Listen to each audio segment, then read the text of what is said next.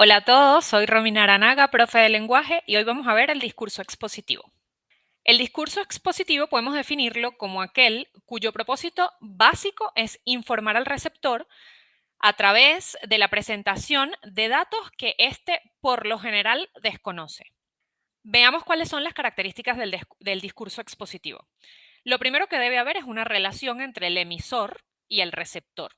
El emisor es quien envía el mensaje, el receptor es quien lo recibe.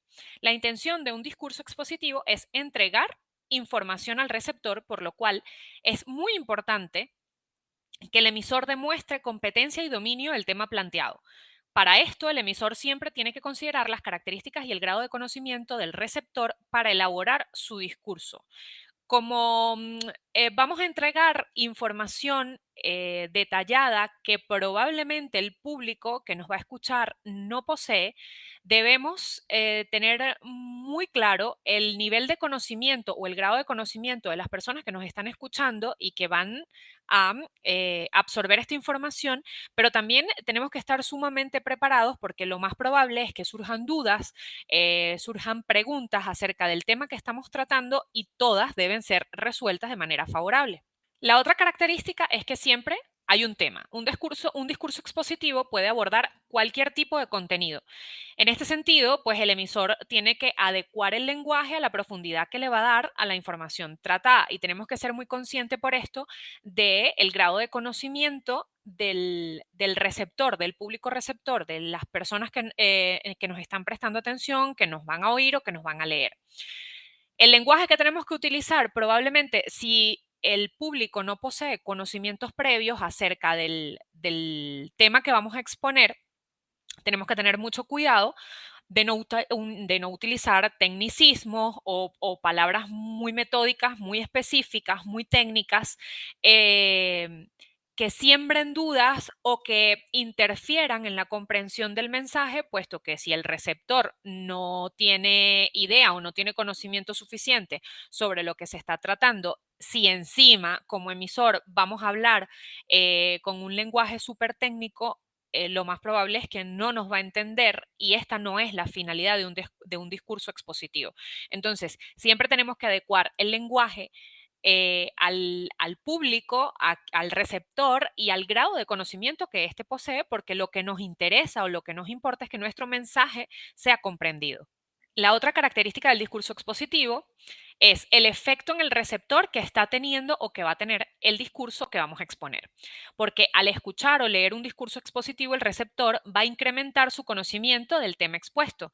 Recuerden, empezamos diciendo que probablemente el público receptor no tenía información al respecto o no manejaba la información que nosotros como emisores sí manejamos, pero una vez que él reciba la información, pues ya va a tener conocimiento sobre esto. Por eso es que es súper importante la forma en la que nos dirijamos, el lenguaje que utilicemos, porque esta es realmente la intención del discurso expositivo.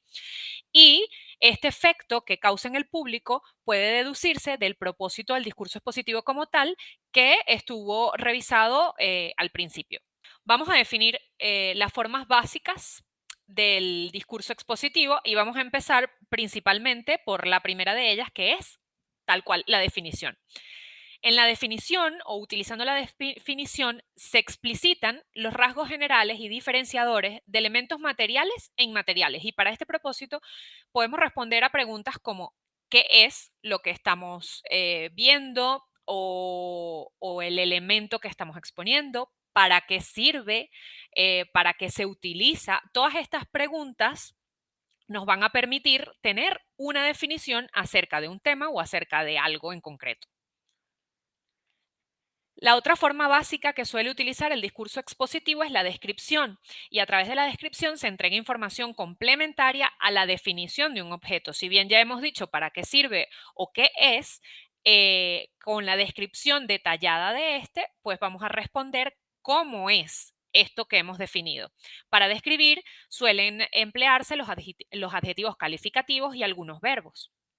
Los tipos de descripción que veremos siempre o los más comunes, digámoslo así, que suelen utilizar los emisores para un discurso expositivo son la descripción de personas, que es normalmente lo que solemos ver la descripción de ambientes, de cómo está el clima, de la ciudad en la que se desarrolla ciertos temas o ciertos acontecimientos, la descripción de las épocas, de pronto estamos abordando un tema que tiene que ver con la Segunda Guerra Mundial, y entonces se describe un poco los elementos que rodean la situación o el acontecimiento como tal.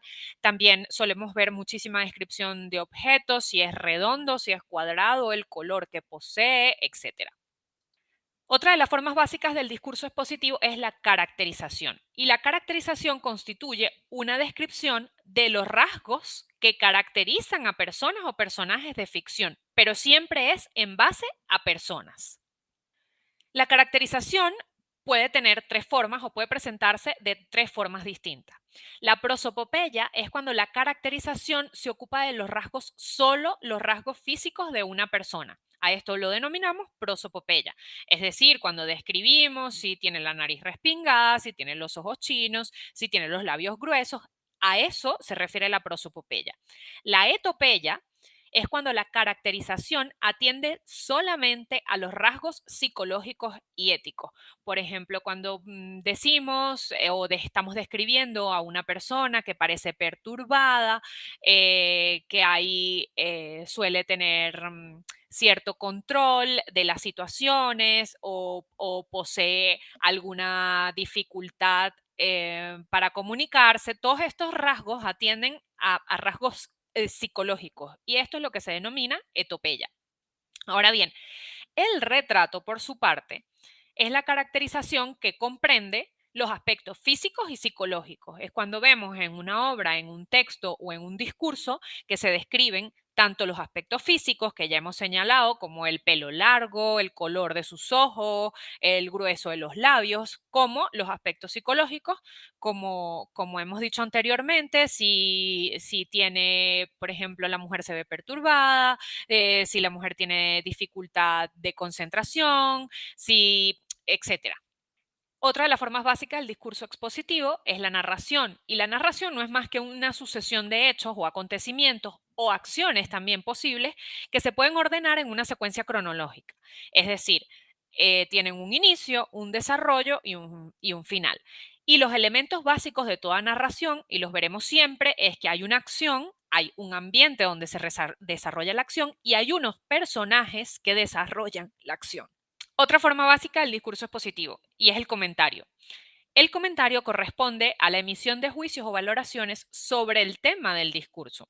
Para poder identificar un comentario es importante fijarse en los modalizadores que dan cuenta de la opinión del emisor ante el tema de su discurso, la forma en la que habla de determinado tema, los adjetivos que utiliza, las palabras en general que utiliza, todo eso nos va a poder permitir descubrir la opinión del emisor que está transmitiendo un tema.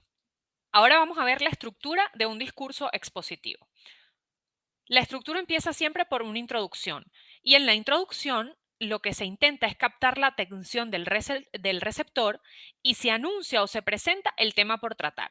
En algunos casos la introducción sirve también para dar opiniones, comentarios o juicios sobre la información que se quiere exponer, pero generalmente lo que hace es un enunciado, una presentación de un tema, suele ser relativamente corta porque la profundización viene después. Incluso aunque se puedan dar ciertas opiniones o comentarios, no es lo común porque esto suele guardarse para el final. Seguimos con la estructura del discurso expositivo. Luego de la introducción viene el desarrollo. Y en el desarrollo es donde se entrega y se explica los contenidos que se relacionan con el tema que se informa. En pocas palabras, se presentan los subtemas que se desarrollan a partir del tema principal. Es decir, causas, consecuencias, posibles efectos secundarios de algo en específico, antecedentes, todo eso se trabaja en el desarrollo. Por último, está la conclusión, que es básicamente un resumen del contenido del texto y que siempre intenta dejar una reflexión al público, al público lector o al auditorio, si es que se está presentando un discurso expositivo de forma oral. Normalmente se suele utilizar, como decía al principio, las opiniones o las recomendaciones o las reflexiones para la conclusión. Por eso es muy raro verlas en la introducción, porque suelen dejarse para la última parte, para ya cerrar el tema en general, porque es importante, me parece, conocer la valoración del emisor. Vamos a ejercitar a continuación lo que hemos aprendido hasta ahora. Vamos a leer el siguiente texto y vamos a subrayar la forma discursiva de ejemplificación. El término teatro procede del griego teatrón, que puede traducirse como el espacio o el sitio para la contemplación.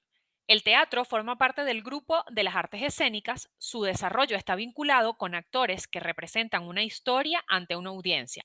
Este arte, por lo tanto, combina diversos elementos como la gestualidad, el discurso, la música, los sonidos y la escenografía. La forma discursiva de la ejemplificación no es otra que un ejemplo. Simplemente vamos a descubrir la forma discursiva de la ejemplificación en el texto que hemos visto a través de un ejemplo. Y como lo vemos subrayado en la presentación, podemos ver que en la parte del texto donde se utiliza un ejemplo porque cuando ya agrega la palabra como, hace referencia a otra cosa que se quiere traer a colación, a otro tipo de contexto, y esto nos va a permitir poder relacionar lo que ha explicado anteriormente el autor con lo que añade a partir de la ejemplificación con el tema de la gestualidad, el discurso, la música y los sonidos. De alguna forma, a través de la ejemplificación, lo que busca el autor es que su argumento o su explicación quede fundamentada, quede bien sentada y lo más importante, que quede bien comprendida por los lectores en este caso. Espero que esta información haya sido de mucha utilidad para ustedes. Nos vemos en una próxima oportunidad.